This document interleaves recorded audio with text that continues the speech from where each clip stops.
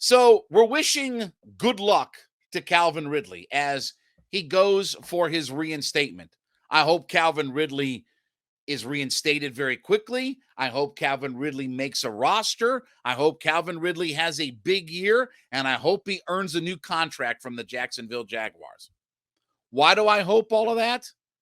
Because that's directly tied into what our compensation is going to be for Calvin Ridley. So we don't know what the mythical date is in the contract about when Calvin Ridley has to be reinstated in the league.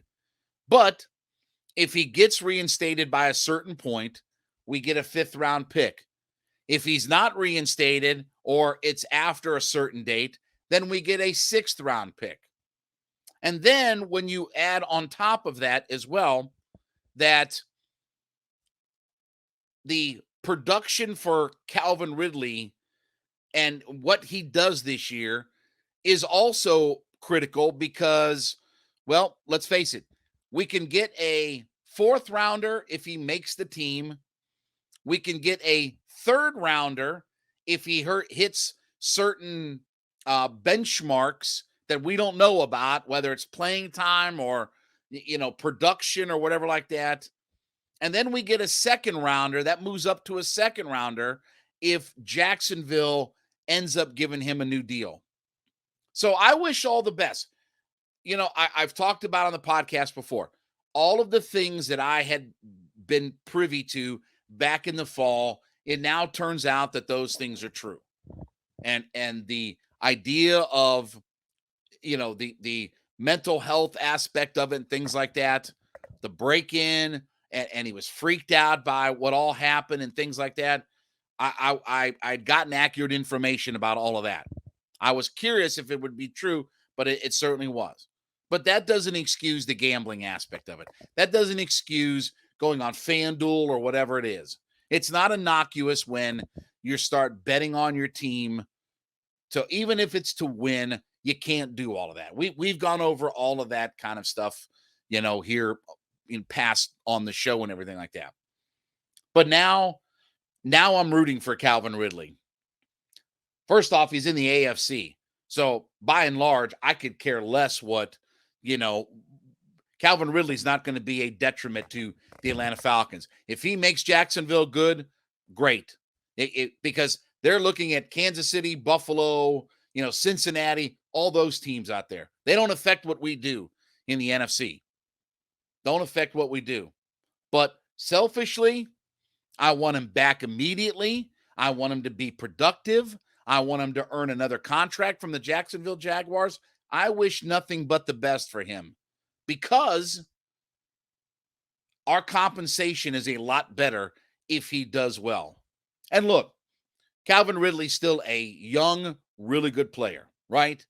I mean, there's no reason why if he gets back on the football field and he's focused in and he's dialed in and he's got all of his issues behind him and things like that, we know how good of a player he is.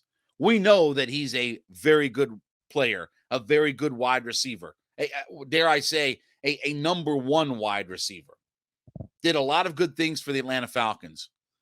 But I wish him nothing but the best, and it's simply because I want good compensation back for him. Yes, I do want him personally to get better and to be healthy up here. I do want him to make sure that he takes care of this. But I got to get something back for Ridley. I can't let my number one wide receiver just walk out of this franchise and it just all goes to mush. I got to get all the picks, all of them high as I could possibly get.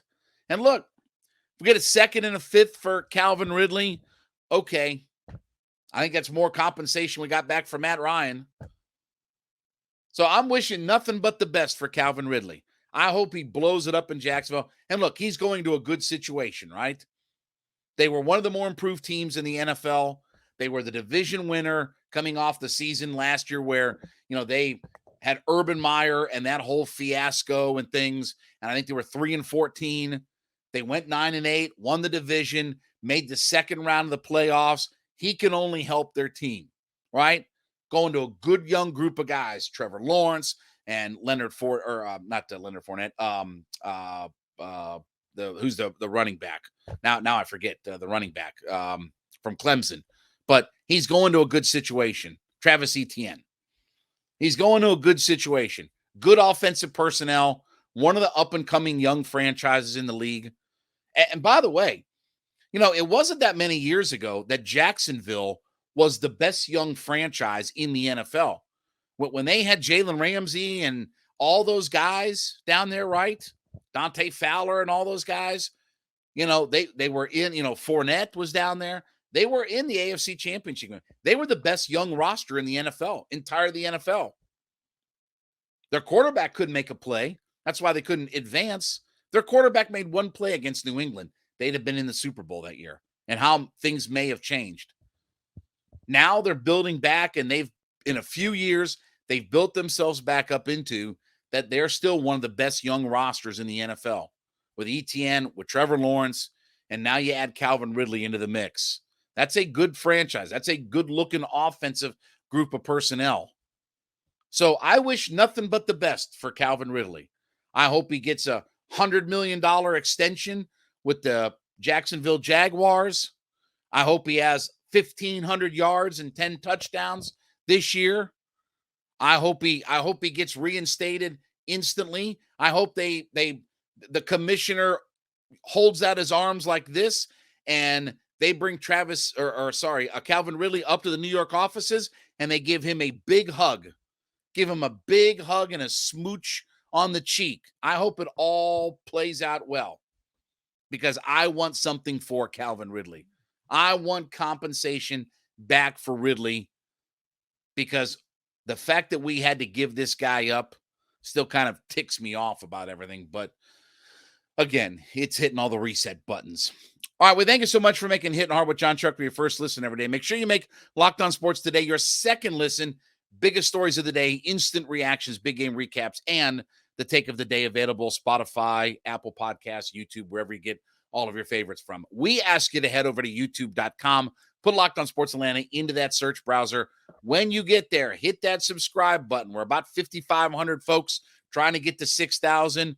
Leave us a comment. We are free and available to download as well on all of your favorite podcast platforms, including Spotify, Apple, wherever you get all of your favorites from. Check us out there. Roku and Amazon Fire available on those platforms as well. So if you're looking for a little alternative media, check us out there on those platforms. And then give me a follow on my personal Twitter page at JMCH316. We will wrap up the week tomorrow. This has been Hittin' Hard with Jon Chuckery, Locked On Sports Atlanta.